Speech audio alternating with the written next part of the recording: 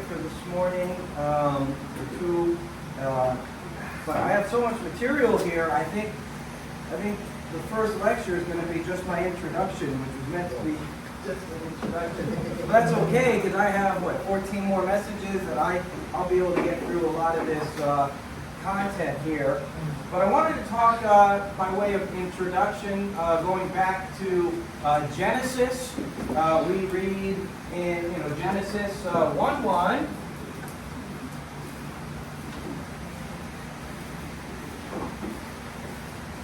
That God created the heavens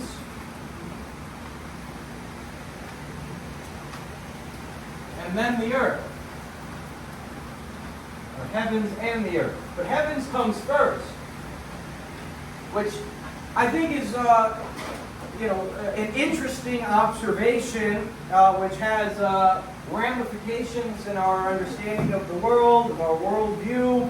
That if God created the heavens before the earth, what we see is a type of what they call an archetype throughout the Bible,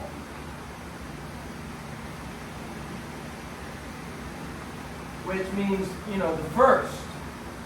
And what we have in Genesis, God created man in His image.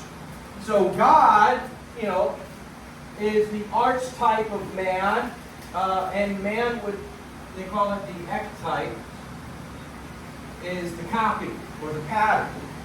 So we are tiny replicas of God.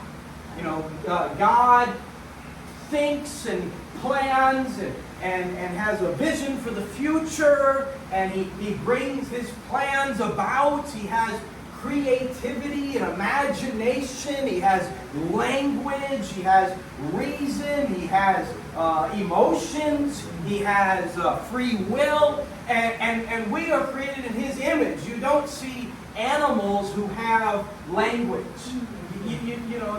The most that they create is maybe a hole in the ground, or if they're really intelligent with a bird brain, they might create like a nest of twigs, but you don't see them building architecture like we do, because we were made in the image of God. So we're tiny replicas of God. We get, if someone wrongs us or wrongs our family, we get mad about it because we have a sense of right and wrong, just like God gets mad at sin and has a sense of right and wrong. We're creators, little creators. An artist creates art, an author creates books, a musician creates music. Every one of you has a gift from God. Maybe you're musically gifted. My son is musically gifted. Ever since he was little, he would go to the piano as a little boy, and he would start playing a song that he just heard on the TV. And I'd say, Justice, who taught you that song? Where did you learn that? And he said, I'm figuring it out. His ear hears the notes. He gets that from his mother. He doesn't get that from me. And I can sing, but they say I'm tone deaf. But as far as I can hear, I don't hear that. I'm too tone deaf. But everyone has a gift. God's given me a gift for writing. I find writing, I can just prolifically write. It's not hard. It's natural. It just flows. I can just write books. I've written like 700-page books in a month.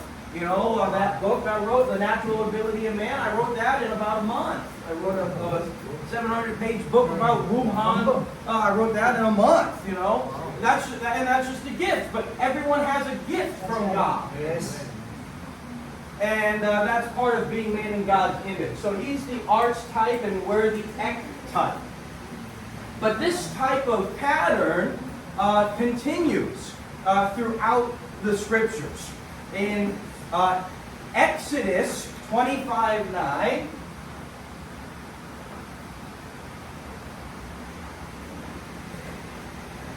Exodus 25:9, and also verse 40, of the same chapter.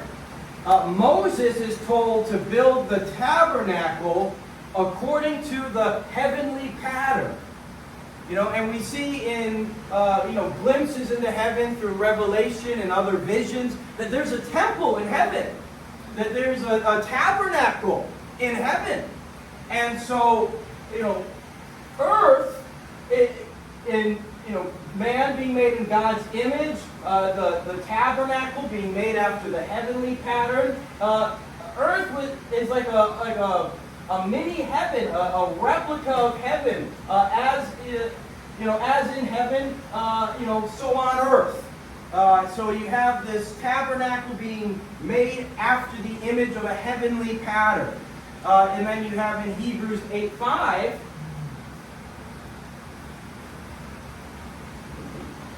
talking about the priest. The priest serves a copy and a shadow of the heavenly things.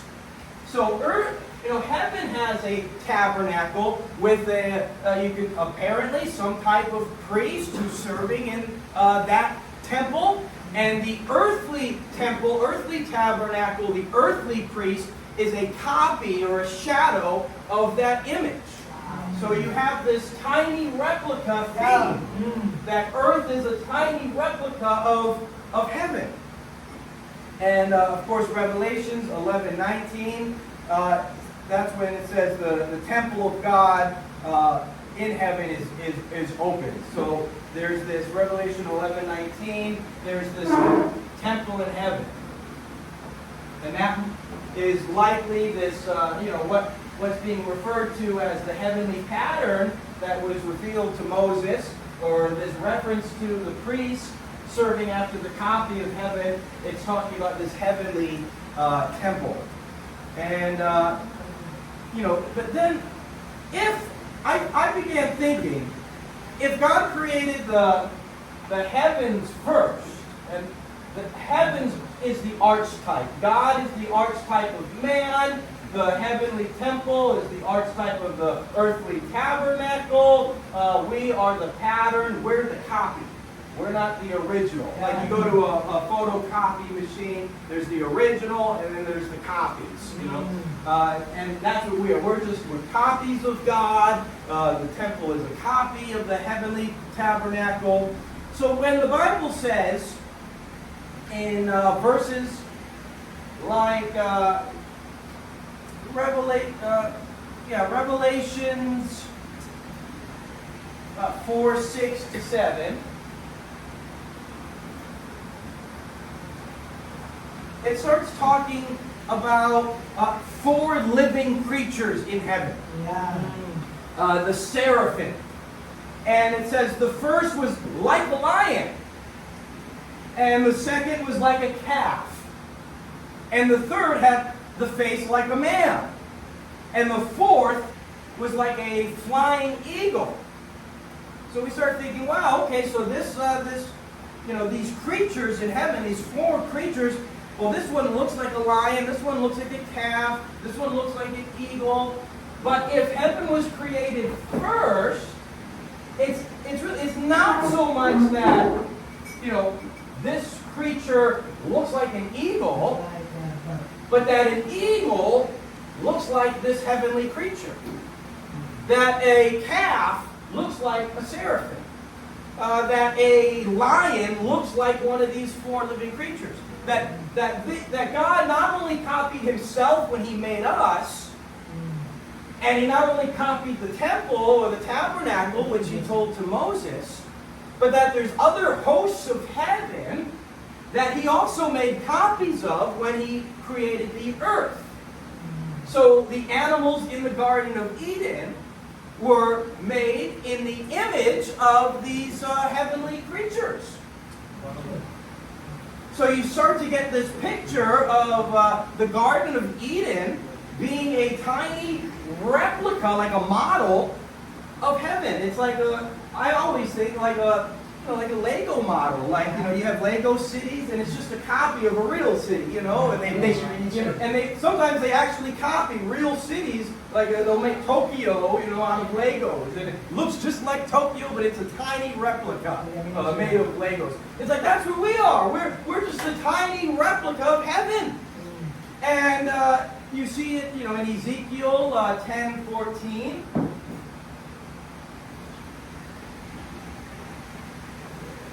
Yeah. Ezekiel 10:14 says each one had 4 faces. The first was the face of a cherub, the second the face of a man, the third the face of a lion, and the fourth the face of an eagle. That's corresponding to the verse in Revelation. It's interesting that cherub is replaced with calf in Revelation. So the cherub and the calf is likely the same being. And then you also have, obviously, in Genesis, it talks about the serpent. That came and tempted Adam and Eve. And then we see that the Bible says in Revelations 12:19, Revelations 12:9. Sorry, I wrote it right. 12:9 says the great dragon was cast out, that serpent of old, called the devil and Satan.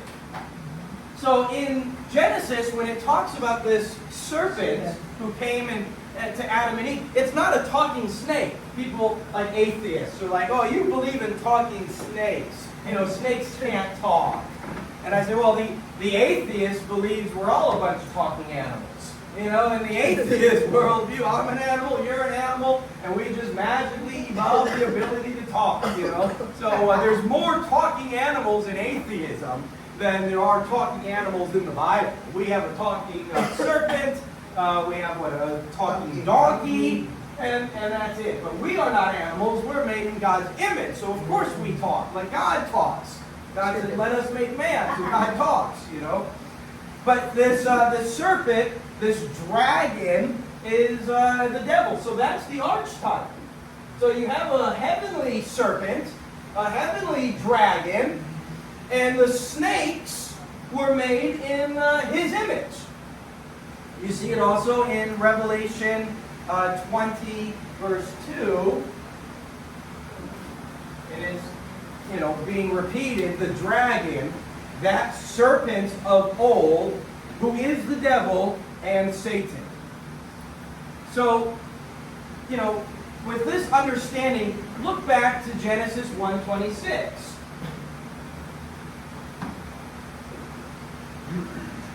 Okay, when we talk about being made in the image of God, that's not just meaning we have emotions like God has emotions, we have reason like God has reason, we have free will and creativity and imagination like God does. But in Genesis 1:26, he says, and God said, let us make man in our image, after our likeness, and let them have dominion over the fish of the sea, over the fowls of the air, over the cattle, and over all the earth, over every creeping thing that creepeth upon the earth. So God created an earth, He created a garden, He created all these creatures that look like heavenly creatures, and then He creates man in His image, and man has dominion over the animals, just like God has dominion over the hosts of heaven. Right. So just as God rules in heaven, He created us to rule on earth. He rules over the hosts of heaven with faces of lions and faces of eagles. And we rule on earth, having dominion over the fowls of the air and the fish that swim. And so we have dominion over them.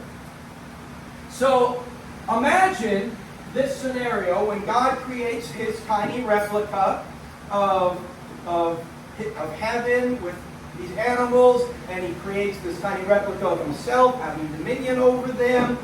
And then Satan comes and sees what God has created. And he sees man made in God's image ruling over the snakes, ruling over the serpents, ruling over the animals. And Satan, this jealous, hateful, heavenly creature that wants to be God, sees what God has created and it makes him upset. So he wants to disrupt this order. Because that's what he's trying to be God in heaven. And now God creates an earth where, again, God's image is ruling over the heavenly images. So the devil wants to corrupt this. I think this can shed some light on, Exodus 32, where they create a golden calf to worship. Well, if a calf is made in the image of a heavenly creature, like we see in Revelation, then the worship of this golden calf is really the worship of a demon. It's really the worship of a fallen angel. So the devil doesn't want to have animals subjected unto man. The devil wants to have man subjected unto animals. He wants man to worship these creatures. And we see that, Psalms 106. So Exodus 32, I reference. And then Psalms talks about it. Psalms 106, 19.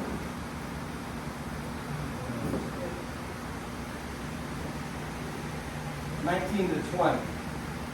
And it just says that they made a calf in Horeb and worshipped the golden image, and thus they changed their glory into the image of an ox that eats grass. Now, of course, they had just come out of Egypt. And what did they have in Egypt? Well, in Egypt, they worship all of these different gods that look like animals. The Egyptian-headed, the animal-headed gods of Egypt, which if heaven has these creatures that look like they have the face of animals, so it's quite possible the gods of Egypt were actually these fallen angels who came and wanted to be worshipped by man, or that it is a demonically inspired religion to bring worship to these fallen angels, to corrupt the order of things. Anubis had the head of a jackal. He was the god of death. Horus had a falcon head. He was the god of the sky. Sobek was a crocodile-headed god of the Nile. Hathor was a cow goddess of love and fertility. Of course, Ra was the sun god, but he had a falcon head. And Abis was a bull god who was, connected to like this golden calf. So we see in Psalms 106, 37,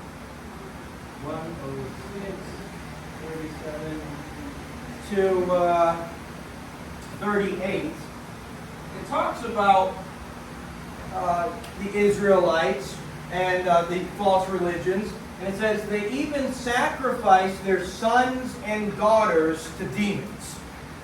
So these false gods aren't just, created out of thin air. They really are fallen angels, demons. It says the same thing in 1 Corinthians 10:20.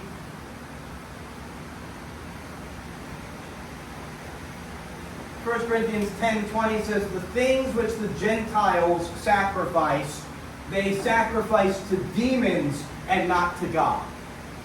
So I was at a bookstore and I saw a book about the gods of Egypt. And I bought it. It was a nice presentation of every god of Egypt, and I brought it home and I put it on the table, and my kids saw it, and the kids were worried, like, what is Dad reading? Is Dad falling away from God? Why did he bring home this Gods of Egypt book? But I think in light of Genesis and in light of the Bible, we can look back at these ancient religions who were worshiping these humanoid creatures with animal heads, and we can put it in a biblical context and say these are demons, these are devils. That's the heavenly archetype that the animal kingdom was created in the image of. And, each plague that God brought to Egypt corresponded to an Egyptian god. So God says in Exodus 12:12,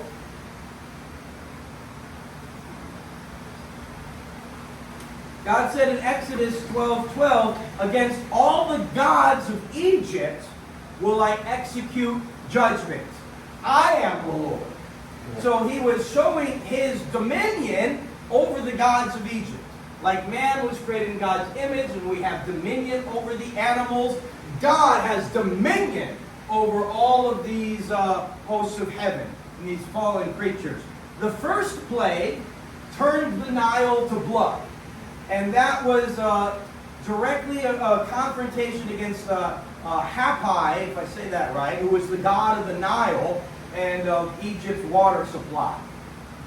The second plague was an infestation of frogs, which was mocking Heged, which was this frog-headed goddess of fertility and childbirth.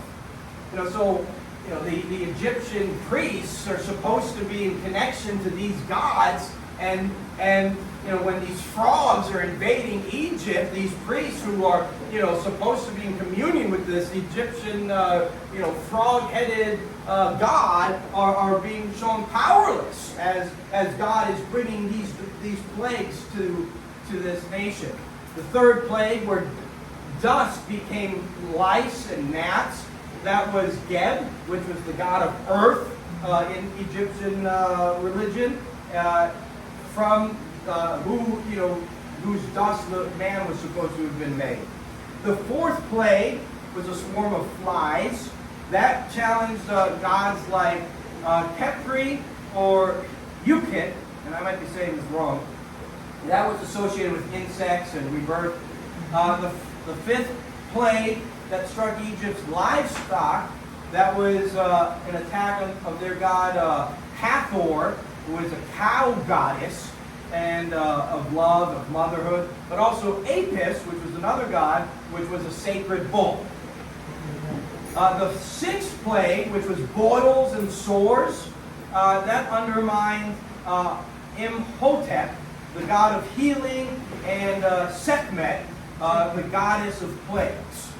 The seventh plague was hail and fire from heaven. That defied Nut, which was the sky goddess, and also Set, who was the god of storms. The eighth plague was locusts devouring the crops, which was a judgment on agricultural gods like Serapis and Nepri, which was associated with grain and harvest. The ninth plague, which was darkness over the land, that struck the heart of Egyptians' religion of Ra, because Ra is the sun god. So to bring darkness over all of Egypt was a direct affront to Ra, and also Horus, who was the god of the skies. And then finally the 10th plague, which was the death of the firstborn, that was a direct blow to Pharaoh himself, who was considered to be the divine son of Ra and the supreme god of Egypt's pantheon. And the fact that obviously only the Egyptians were being affected by all of these plagues. It wasn't, it didn't include the Israelites. The Israelites didn't lose their firstborn. They were not hurt by these plagues. So it was a direct attack on Egypt and the gods of Egypt. So he said in Exodus 12:12, which I already referenced, against all the gods of Egypt will I execute judgment. I am the Lord. So they were calculated attacks. This is God at war. This is spiritual warfare. As the Bible says, God is a man of war. God is a man of war. And he is a jealous God. And he was declaring himself as the true God.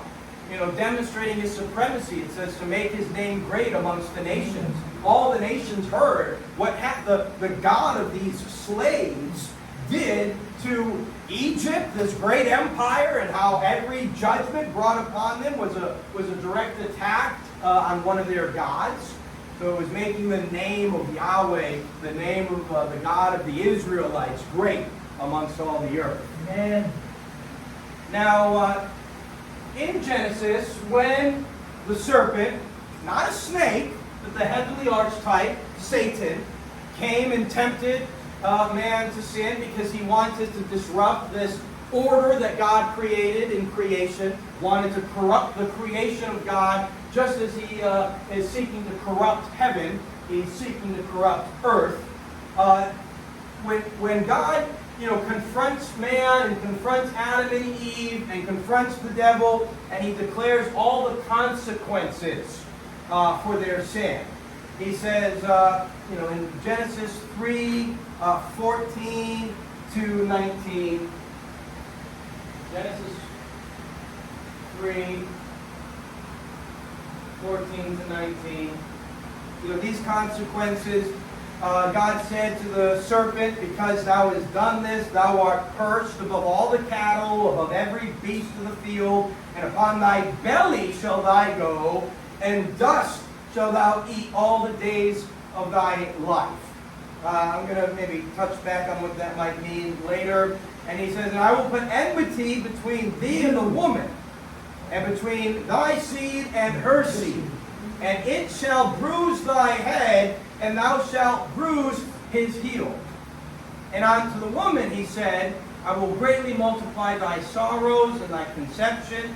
In sorrow thou shalt bring forth children. And thy desire shall be to thy husband, and he shall rule over thee. And unto Adam he said, because thou hast hearkened unto the voice of thine wife, and hast eaten of the tree of which I commanded thee, saying, thou shalt not eat of it, cursed is the ground for your sake, and sorrow shalt thou eat of it all the days of thy life. Thorns also and thistles shall it bring forth to thee, and thou shalt eat of the herb of the field. In the sweat of thy face thou shalt eat bread, till thou return unto the ground. For out of it was thou taken, for dust thou art, and dust thou shalt return. So the consequences of sin, the serpent has to go around on his belly. The woman has to give pain in childbearing, and she's subjected to the rule of her husband. And the man has to work by the sweat of his brow. The ground was cursed, and now it brings forth thorns and thistles. It's not the fertile garden that God had created, where they could just, I imagine they'd walk around and just pluck an apple and eat it, toss the apple, pour, and wherever it lands, another apple tree is probably going to grow, because the ground was so fertile. It didn't require work. It didn't require, but all of these, consequences, are, I think, established to hinder the spread of sin. He says man has to work, but what happens when man gets a day off?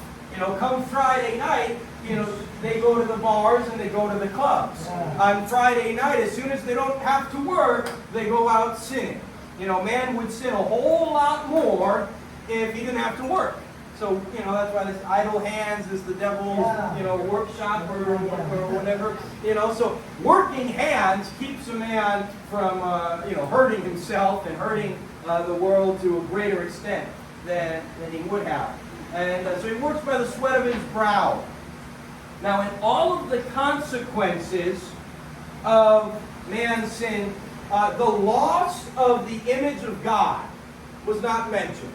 The loss of free will was not mentioned. That's right. You'll hear theologians who say free will was lost through Adam's sin. But that's not something you would take away from Genesis. To the contrary, we will see throughout the Bible that the image of God in man remains. Because, if the image of God in man was lost, then Satan won. Satan wanted to disrupt the order of things. Satan wanted to disrupt, this replica of heaven where God has dominion over all the hosts of heaven. He wants to corrupt the image of God in man. If free will was lost, then Satan succeeded. But we see in Genesis 9:6, I'll just start a new list. This is after the fall of Adam. And in Genesis 9:6,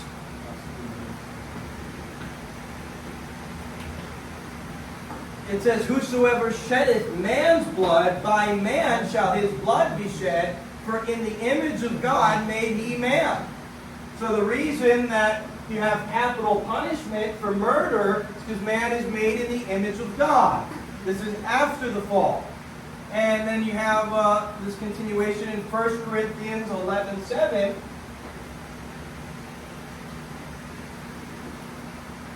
First Corinthians 11:7 says, for a man indeed ought not to cover his head, for as much as he is the image and glory of God.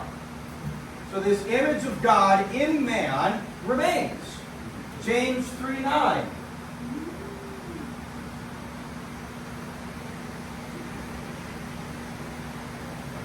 James 3:9 said, wherewith bless we God, even the Father, and wherewith curse we men, which are made after the similitude of God. So this says men are, not just Adam, but all men. Men are made after the similitude of God. That means likeness of God. A replica of God. Now, sometimes people will use the verse in Genesis that says, Adam had a son named Seth who was made in the image of Adam. But if Seth was made in the image of Adam, and Adam was made in the image of God, then Seth was made in the image of God. And that's what you see in James 3:9. And then, we also see,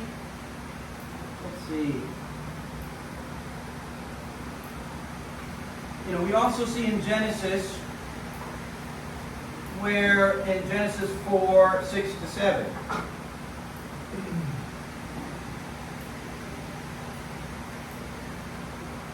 And I touched on this a little bit yesterday, where God, says to Cain, it says, and the Lord said unto Cain, why art thou wroth? And why is thou countenance fallen? If thou doest well, shall not that be accepted? And if thou doest not well, sin lies at the door, and unto thee shall be his desire, and thou shalt rule over him.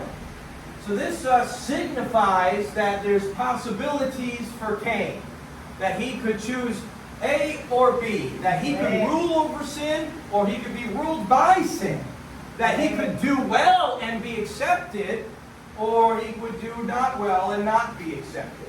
So he has this open possibility, this open future that he's choosing between. That's the freedom of his will. And I think it's very significant that both Adam and Eve are sons of Adam. So if the sons of Adam don't have free will, if the sons of Adam have lost that image of God in them, then both Cain and Abel would both be wicked. They both would be ruled over sin. They wouldn't have a choice. But if one was righteous and the other wicked, that means the righteous one could also have been wicked, and the wicked one could have also been righteous. It's like twins that are born in the same neighborhood, and one grows up to be a criminal, and the other grows up to be, a doctor and a successful person, a contribution to society. They both had the same parents, they both had the same environment, they both had the same neighborhood, but, they made different choices. Because ultimately character goes back to the choices you make. It's not the environment you're born into, it's not the parents you had, it's the choices you make. So we see that with Cain and Abel. And you have early church fathers. Irenaeus, he said, God has always preserved freedom and the power of self-government in man.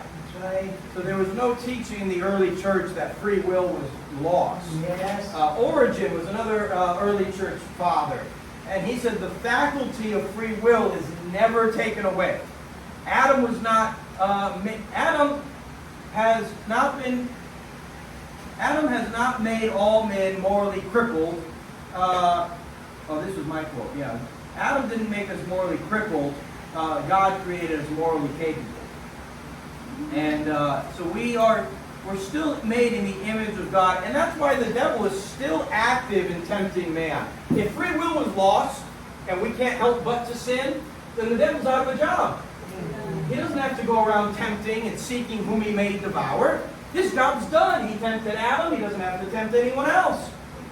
But if we still have a free will, we still have a choice between light and darkness, blessing and cursing.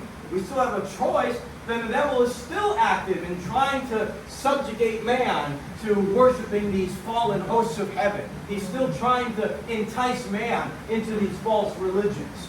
Is that it's still an ongoing battle. It's not been completed yet. And so Origen said, your soul is always in possession of free will, both when it's in the body and when it's outside of the body. The reason God gave us free will in the beginning was so that we could be like Him in choosing good, in being righteous, in being holy. And so the reason He gave us free will in the beginning is the same reason He doesn't take away that free will. Who's the God of nature? He's the God of nature. Adam can't take away your free will. Satan can't take away your free will. If free will was lost, it would have to be God who took it away. But the same reason He had for giving it, the same reason He's not taking it away. He still wants you to be righteous like He is. He still wants you to be holy like He is. So that when we get to heaven, heaven is going to be full of people who are righteous and holy in His image because they want it to be. Heaven's going to be full of actually holy people. Now, going back to so in Genesis, we also see it says the seed of the woman will crush the head of the serpent. This is a prophecy of Jesus. And Satan is there when God says this. Satan hears this prophecy. Yeah. He was scared. And he's trying to corrupt creation. He's trying to prevent God's plans, trying to in his war and fight against God. And so I think there is a correlation between this prophecy that talks about the seed of the woman crushing the head of the serpent.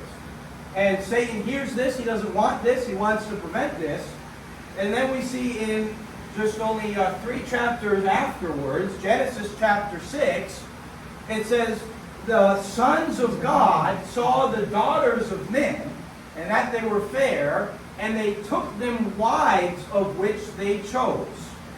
There were giants in the earth in those days also after that, when the sons of God came unto the daughters of men, and they bore children to them, and the same mighty men which were of old and of renown. And if you study the ancient world, I think we do see, evidence that there were civilizations started by these men of renown, these potential, corrupt seed, strong men. There was, there's Hercules in the ancient world, who was supposed to be the Oracle, the son of Jupiter or the son of Zeus, son of some heavenly, god. And they started, in the ancient world of Egypt, they say, Poseidon started Atlantis, and there's these sons of God, sons of these heavenly creatures who started civilizations that were being worshipped, these false temples, these false religions. I believe that when it says the sons of God, it's talking about angels, because in the book of Job, so let me write this out here.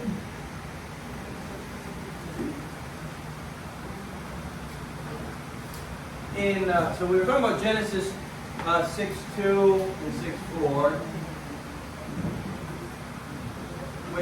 says the sons of God saw the daughters of men.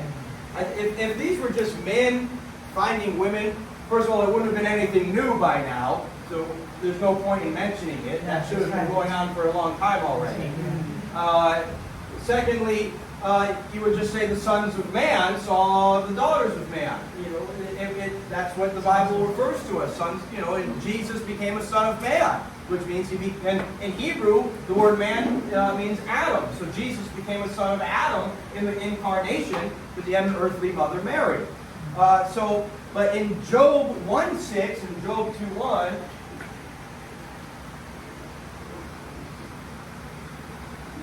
and also 2:1. And Job, I believe, is actually the oldest book of the Bible. It's older than Genesis. Job says, now there was a day when the sons of God came to present themselves before the Lord, and Satan came also among them. And so this is talking about some heavenly gathering of the sons of God in which Satan also comes. And in Job 2:1 it says, and again there was a day when the sons of God came to present themselves before the Lord, and Satan came also among them to present himself to the Lord. And so, this reference of the sons of God is these angelic beings. And I guess there are some ancient books also that have that perspective. The book of Enoch is one that uses this idea that fallen angels came. Of course, they can take earthly bodies.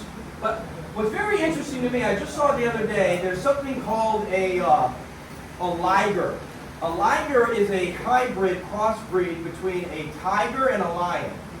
And the liger is a giant. If you see a picture of a liger, he's a giant. Because apparently you get your growth genes from your father, from the male. And the female genes that you get is how you suppress those growth genes. So my son is a little taller than me, or he's going to be. But I have some tall ancestors. My grandfather was tall. My great-grandfather, they're tall. Even though he's going to be taller than me, he got those tall genes from me as his father. It's just his mother's genes were maybe a little weaker than my mother's genes in suppressing them. And so, there's this tension between how tall you're going to be from your father's genes and your mother's genes. So with a liger, the lion is the dad, and he's passing on his growth genes to his offspring. And the tiger is the mother, and her genes are not as strong as a female lion. So what happens with the liger is he ends up being this giant creature, bigger than his father, bigger than a lion. So the liger is a giant, not just compared to a tiger, he's a giant compared to a lion. So I think that could give us insight into these giants in the Old Testament. That if there's these fathers, these sons of God, that are passing on some growth genes that a human daughter of man can't suppress, the result is these giants. There's this scientific explanation of how that's possible. And of course, we know giants weren't just before the flood. It says they were also after the flood. You had Goliath. When Joshua went into the promised land, it says they were giants, and they had these massive grapes, and that we were like grasshoppers among them. You have these giant tribes that it says Israel wiped out, Joshua wiped out. Of course, King David, Goliath and his brothers, David and his mighty men. So there's this corrupting of the seed of the woman after Genesis. I think Satan was intentionally trying to corrupt the seed of the woman. I think it's interesting in Job 2:2. It says, and the Lord said unto Satan, from whence cometh thou? And Satan answered the Lord and said, from going to and forth in the earth, and from walking up and down in it. Job 2:2. It just always stood out to me that Satan has to walk around. He's walking back and forth. So if the serpent in the garden was the archetype in heaven, which is Satan, and God says that you will crawl on the belly of your, that's your curse. Yeah. Is it like an angel who lost his wings? Like is Satan has a harder time traveling? He's walking back and forth, like he's crawling on his belly. That's just maybe what comes to my mind. But I always thought it was interesting. It says Satan was walking up and down on it. So he's not omnipresent, and he's not just quickly, like Jacob's ladder. These angels are coming. Up and down. I think maybe the serpent lost some type of mode of transportation here. But, so that was in Genesis 3:14. He says, on thy belly thou shalt go, and dust you will eat of all the days of your life. But it was in this context of the sons of God and the daughters of man, that having these giants, that we then see Noah's flood. Because it's the very next verse in Genesis 6:5. After he says the sons of God came down and had the daughters of men, and they had these giants who were men of renown, men of fame. And then it says, and God saw the wickedness of man, that it was great on the earth, that every imagination of the thoughts of his heart was only evil continually. And it repented the Lord that he had made man on the earth, and it grieved him in his heart. And the Lord said, I will destroy man, whom I have created from the earth, both man and beast and creeping thing, and the fowls of the air, for it repented me that I have made them. But Noah found grace in the eyes of the Lord.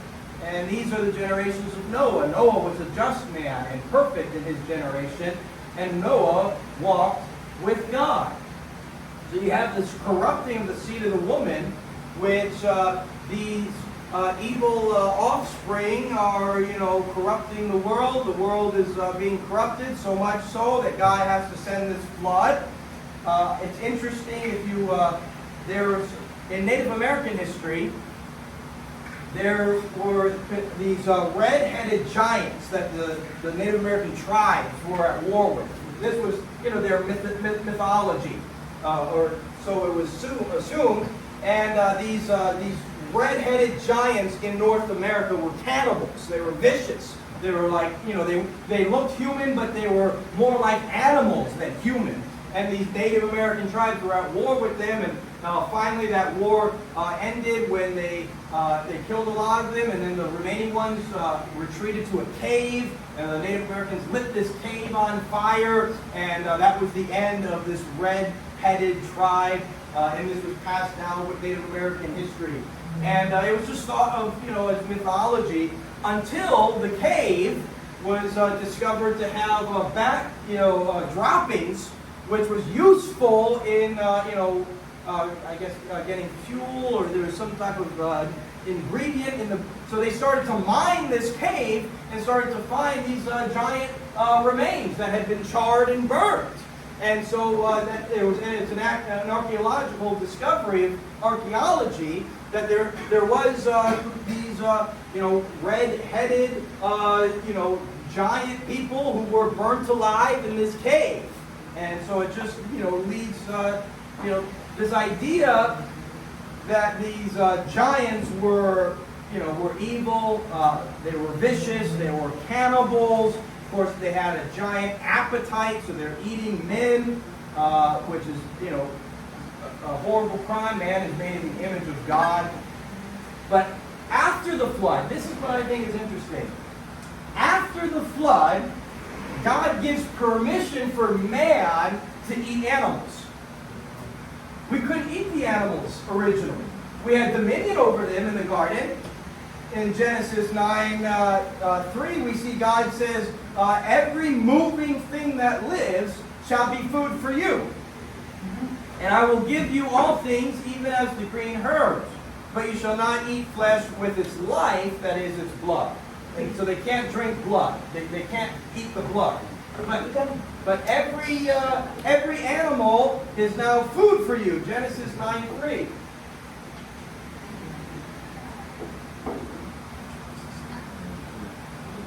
to verse 4, which is in contrast to Genesis 1, 29 to 30, where God gave them plans. That was Genesis 1, 29. So, just in light of this idea of heavenly beings created first, they're the archetype. Animals were created in the image of these heavenly beings, like eagle faces and cow faces, and now they came and corrupted man's, the seed of the woman, and God sent the flood, and then after the flood, God says to man, now you can eat the animals. And these animals are in the image of these heavenly creatures. It's like God is, depicting his dominion over the heavens, and his dominion and authority over the hosts of heaven by saying, oh, you didn't like what you saw in the garden and you tried to corrupt the seed of the woman. Well, now look at what they're doing. They're eating the animals, and now this eagle head in heaven is seeing, and this cow head in heaven is seeing the cows getting slaughtered, and it's the image of God slaughtering the cows. So it's like it's irony to me, that the hosts of heaven rebelling against God, corrupting the seed of the woman, resulted in the devastation of the world, so that in order for man to survive after the flood, with all the agriculture destroyed, I suppose it was necessary to start eating chicken eggs because they come every day. A harvest takes a whole year of harvesting. How did Noah get through that first year off the ark? You have to plow and plant and wait a whole year for your harvest to come. But chicken eggs come every day. So we're going to start eating eggs for breakfast. But there's some chicken being in heaven who is looking down, seeing chickens getting eaten on earth. God is devouring these chickens. The image of God is devouring these animals. So, and I think it's also, it's not just a frightening picture, like a warning to the hosts of heaven who rebelled against him. It's also maybe like a foreshadow of his ultimate victory, their ultimate destruction. So then you also see in the New Testament, in Peter,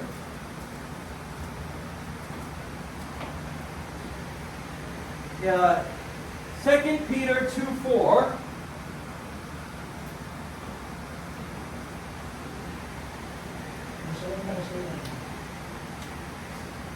Says, for if God spared not the angels that sinned. I think this is referencing these sons of God who came down to the daughters of man. For if God spared not the angels that sinned, but cast them down to hell and delivered them into chains of darkness to be reserved unto judgment. So here these fallen angels are put in a prison.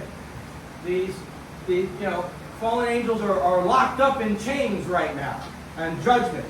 And he spared not the old world, but he saved Noah, the eighth person, a preacher of righteousness, bringing in the flood upon the world of the ungodly. That's verse 5. So this is talking about angels who sinned, that God then put in prison, and then destroyed the ancient world. So I think it's talking about the sons of God, these fallen angels put in prison. And then came Noah's flood. What's interesting is that when it says cast them to hell, in the Greek, that word is Tartarus. Tartarus. Yeah. Tartarus. That's the only time the word Tartarus is used in the New Testament. This is the only verse that uses that language. Other words for hell, Gehenna or Hades. Hades was the place of the dead. Gehenna was a place of torment, of fire, of flames. But Tartarus is the prison for fallen angels from the times of Noah. from the days of Noah. So that's an angelic prison only. And it's designated for these fallen angels. So, in the very next, this is Peter, in Peter's first letter, 1 Peter 3:19 to 20,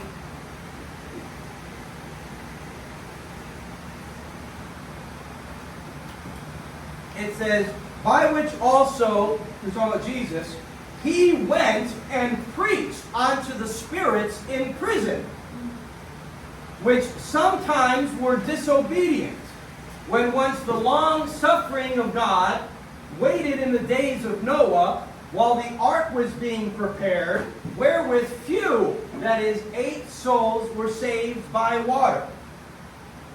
So, you have in Genesis, God created man in his image, animals created in the image of heavenly beings.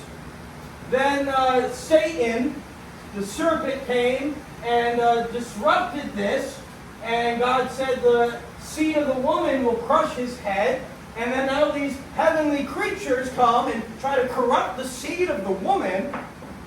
And God sends the flood and destroys what they're doing and saves Noah and imprisons these fallen angels in Tartarus. And then Jesus finally, the seed of the woman finally does come. And he's victorious on the cross. And then he goes to Tartarus, to these spirits in prison, and he declares his victory. You have failed. You tried to prevent, my victory. You tried to prevent heaven's triumph. You tried to corrupt the seed of the woman, and you have failed. He preaches to the souls, or to the spirits in prison who were from the days of Noah. So Jesus is declaring, and that was, I heard once, that was like a Roman thing, to declare your victory over your, those that you have conquered. So he's showing that he has conquered them, and they have utterly failed. And heaven is victorious.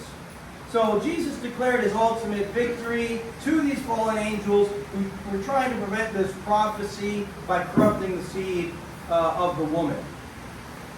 Now, I wanted to paint this picture, put it into perspective, this battle that's going on. I believe that, this idea that free will was lost is a satanic, demonic doctrine that is trying to, if you tell somebody, look, you can't help but to sin, that's a spirit of defeat.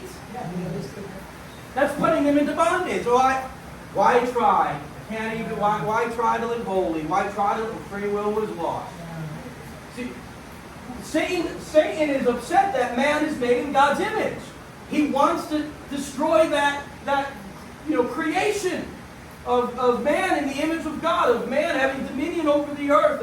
He wants man to be subjugated. He wants man to be ruled over. So I believe this idea that free will was lost, that you're just subjugated to sin, you can't help it, you can't have victory, you can't do what God told Cain, you can't rule over sin, that this is just a satanic lie, which is keeping people in bondage to sin, which is exactly what Satan set out to do in Genesis, to subjugate man. And that's not the theology of an evangelist. Yeah. That's from the pits of hell. It is. And so we can. It's about 10:30. We can take a little break now, and I'll continue on this theme when you guys get back. Okay, 15-minute break. Maybe it's time.